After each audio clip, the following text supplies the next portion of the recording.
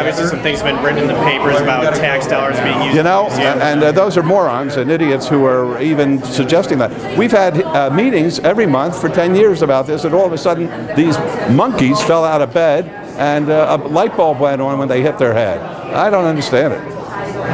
But they're not going to rain on my parade, that's for damn sure.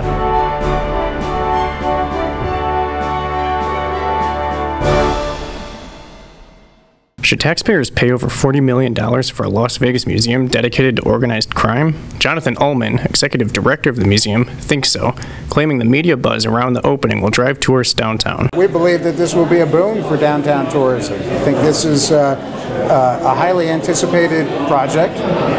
It's both very rich educationally as well as highly entertaining, and will soon be a must-see for all visitors and community members alike.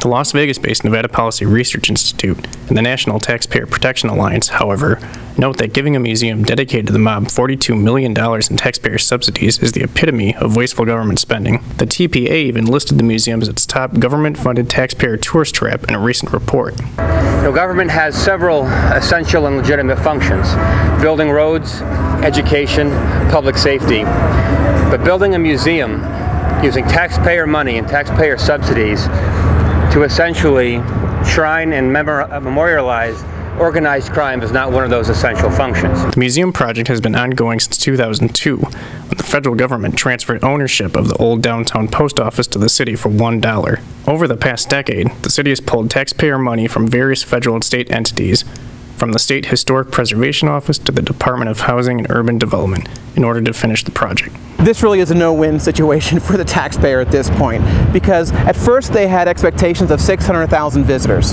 Then they brought that down to 300,000 visitors, which happens to be the break-even point of the museum.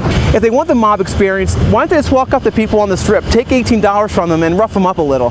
That'll be the real mob experience in this city. City officials quickly dismissed any criticism, with Mayor Carolyn Goodman focusing on the museum's community impact. This is so exciting, and actually some of the dollars, a lot of the dollars came from the restricted redevelopment funds, had to be used. So anyway, shame on the reporters that aren't enthusiastic about a very exciting day. Goodman's husband, Oscar, the former mayor and mob lawyer who is featured in the museum, was also defensive, attempting to silence critics after taking their tax dollars.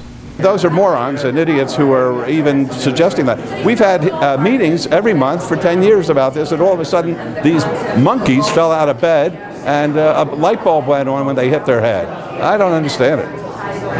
But they're not going to rain on my parade, that's for damn sure. You know, they tell me not to say that I believe 800,000 people will be down here, that I'm only supposed to say 500,000 or 400. 800,000 people will be here. If, like what happened with the Springs Preserve and Las Vegas monorail, overly optimistic attendance projections leave the mob museum in financial trouble, the museum will likely try and shake taxpayers down once again.